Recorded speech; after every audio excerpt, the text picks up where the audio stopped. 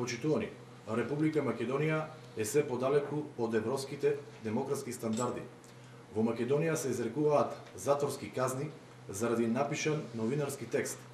Одлуката на судот со која на 3 месеци затвор или условна осуда од 1 година се осудува уредникот на неделникот Република за објавен текст е правен преседан и притисок врз слободните медиуми.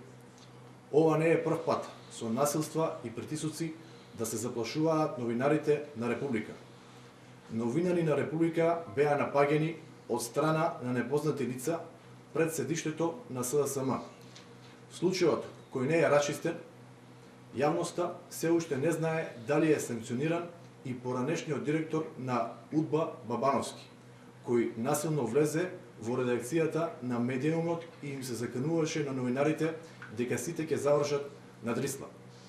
Како што велат во текстот од Република, посочените во нивниот текст не ја негираат содржината на објавеното, ниту пак информациите кои се објавени и истите не поднале ни тужба за клевета и навреда, ниту пак судот ги суди за објавување на нивните лични имиња. Јавноста е шокирана од фактот што судот ја донел пресудата без при тоа да го повика на рочиште осудениот.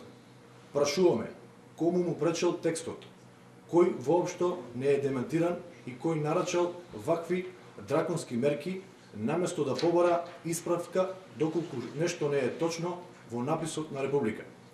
ВМРО ДПМН напоменува дека судот не смее да потпаѓа под било каков притисок. Судот мора да постапува исклучиво во согласно со законот и да ги заштитува граѓаните и нивните права. Правната држава мора да профункционира.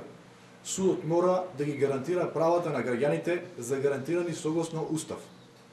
Судството, како репрезент на третата власт, мора да го почитува принципот на владење на правото. Принципот на слободно новинарство мора да биде запазен од сите инстанции на власта. Овие принципи се едни од главните критериуми за придружување на државата кон Европска Унија и НАТО. Слободата на мислата и слободното новинарство не смее да бидат жртва на политиката.